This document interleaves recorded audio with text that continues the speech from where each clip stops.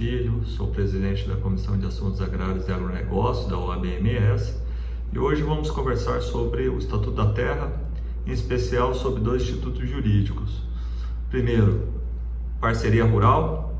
Segundo, arrendamento rural. São os institutos jurídicos mais recorrentes dessa disciplina jurídica, porém que merecem alguma atenção, principalmente tendo em vista algumas decisões recentes do STJ. Mas primeiramente vamos trabalhar aqui com a conceituação. Artigo 92 do Estatuto da Terra. A posse e o uso temporário da terra serão exercidos em virtude de contrato expresso ou tácito estabelecido entre o proprietário que nelas exerce atividade agrícola ou pecuária, sob forma de arrendamento rural, de parceria agrícola, pecuária, agroindustrial e extrativa, nos termos desta lei. O artigo 92 já estabelece, então, a posse e o uso temporário da terra só pode ser estipulado através de contrato entre o proprietário e os que nela exerçam atividade agrícola, sobre a forma ou de arrendamento ou das modalidades de parceria.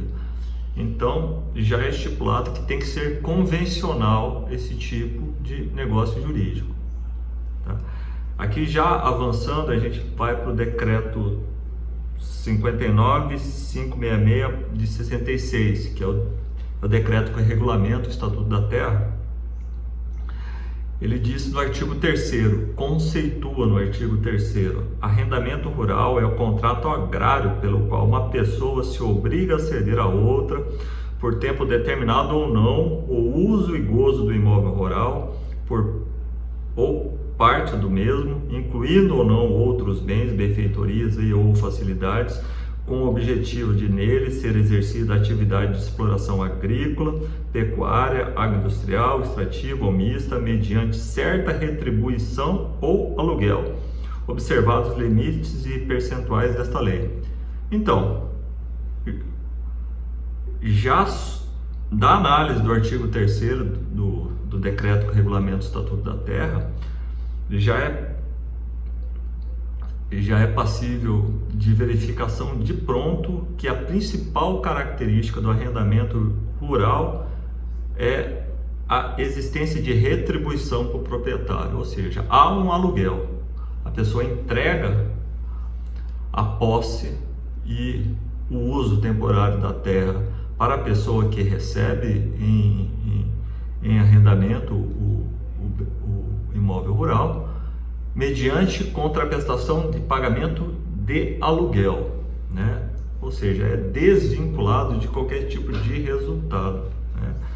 Já o artigo 4º do decreto que regulamenta o Estatuto da Terra estabelece que parceria rural é o contrato agrário pelo qual uma pessoa se obriga a ceder a outra, por tempo determinado ou não, o uso específico de um imóvel rural, de parte ou partes do mesmo, incluindo ou não benfeitorias, outros bens ou facilidades, com o objetivo de nele ser exercida a atividade de exploração agrícola, pecuária, agroindustrial, extrativa vegetal ou mista, ou lhe entrega animais para cria, recria, invernagem, engorda, extração de matérias-primas de origem animal, mediante partilha de risco do caso fortuito e de força maior do empreendimento rural e dos frutos, produtos ou lucros havidos nas proporções que estipulares, observados os limites estipulados na lei.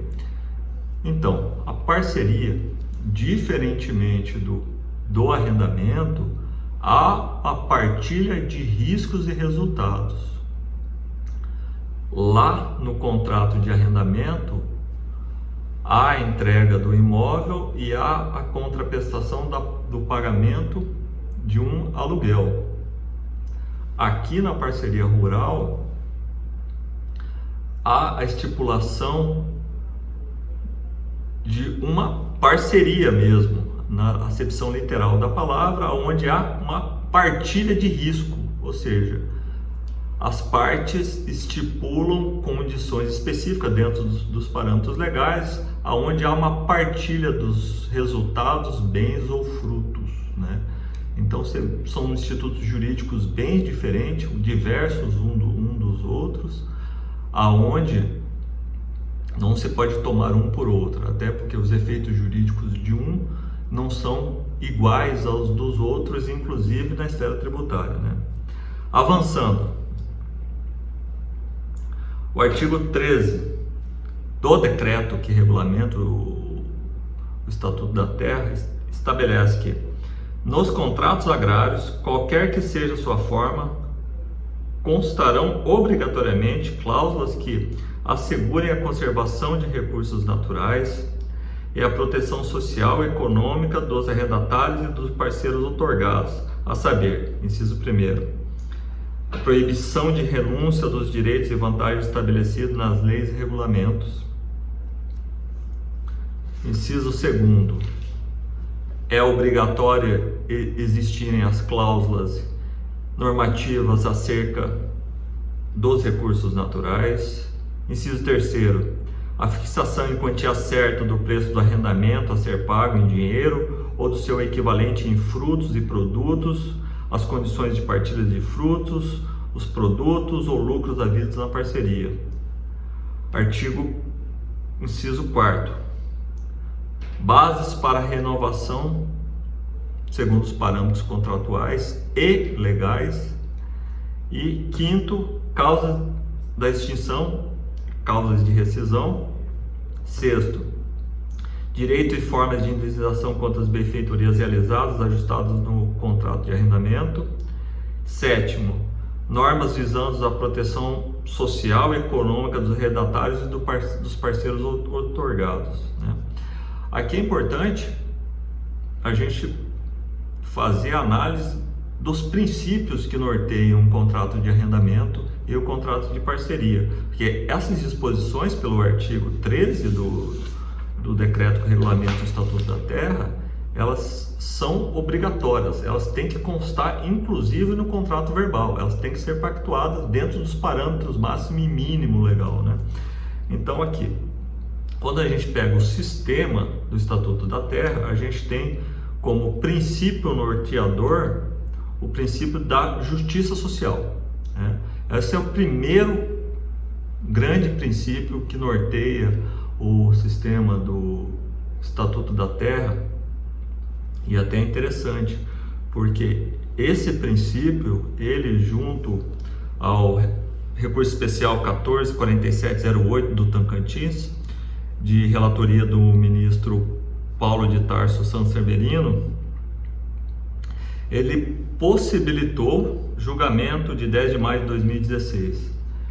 Ele, com base no princípio da justiça social, ele excluiu interpretativamente, ele excluiu a possibilidade de empresas de grande porte exercerem o direito de preferência na aquisição do imóvel arrendado.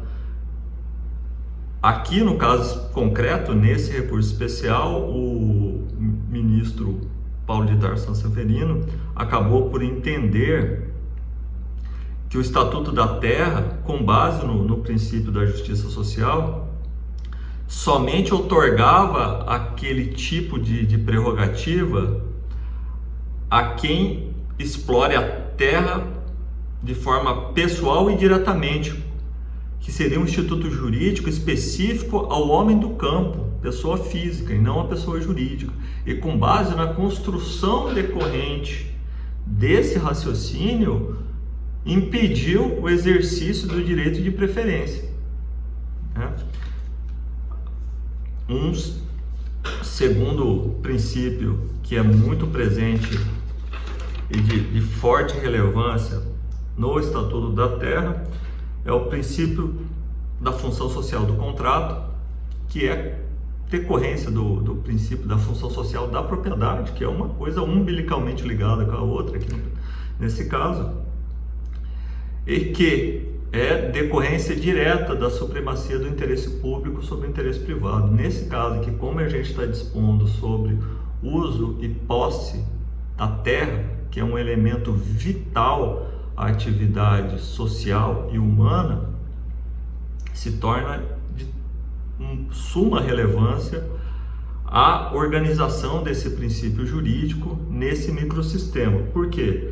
Se você alia a outros princípios, como o princípio da boa-fé, por exemplo, a gente tem aqui o caso do recurso especial 1692763 de Mato Grosso, relatoria do ministro Moura Ribeiro, terceira turma, julgado no dia 11 de dezembro de 2018, aonde fixou que, muito embora o artigo 18 do decreto que regulamenta o Estatuto da Terra estipule como nula a cláusula contratual que estipula o preço do arrendamento em produto, nesse caso específico, acabou por entender que, com base na função social do contrato, com base no princípio da boa-fé objetiva e com um outro arranjo de princípios que norteiam também o Estatuto da Terra, que nesse caso, muito embora fosse fixado o preço em produtos contrariamente à norma jurídica,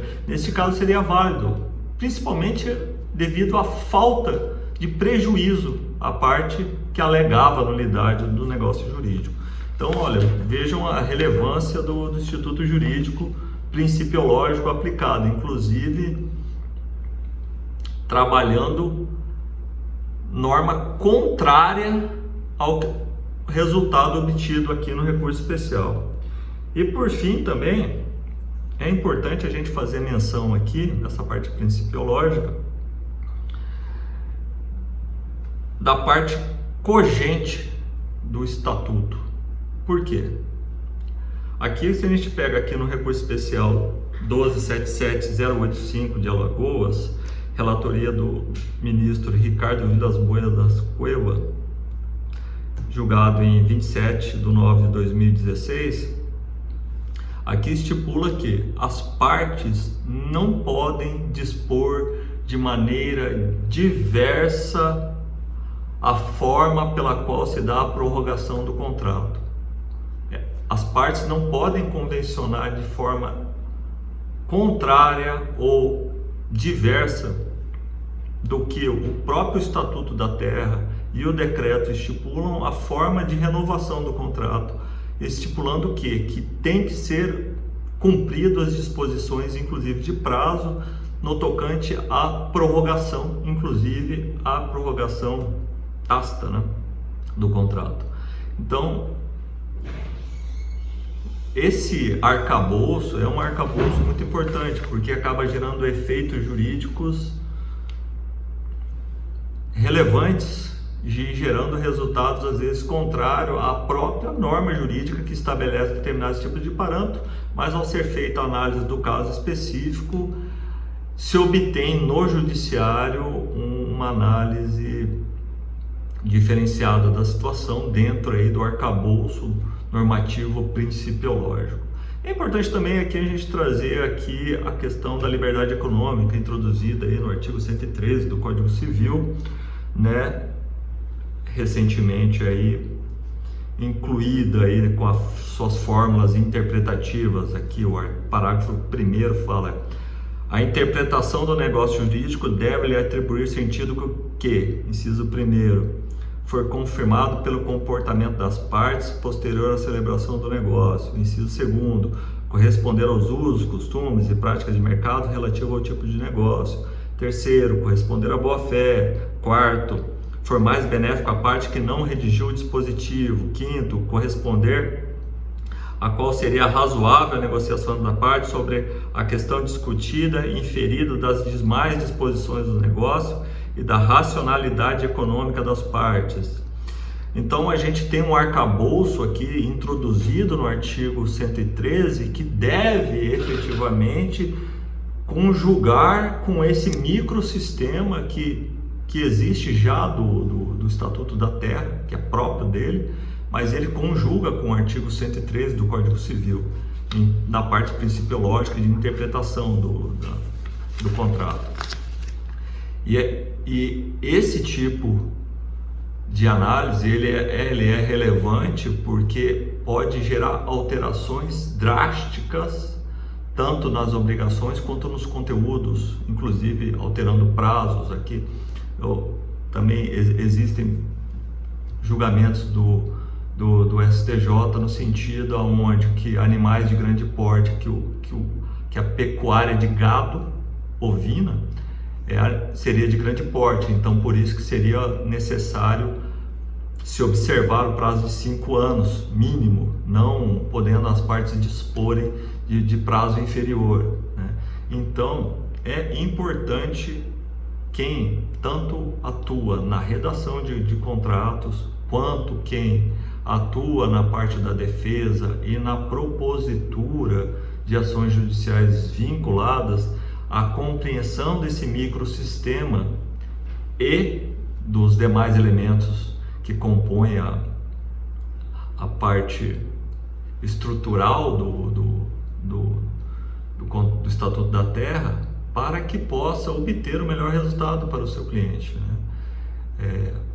A Comissão de Assuntos Agrários e Agronegócios está de portas abertas a todos os colegas advogados que queiram participar, e estamos à disposição para sanar qualquer tipo de dúvida ou qualquer tipo de questionamento dentro da nossa função institucional e do que nos é permitido pelo Estatuto da OAB. Agradeço a todos, muito obrigado.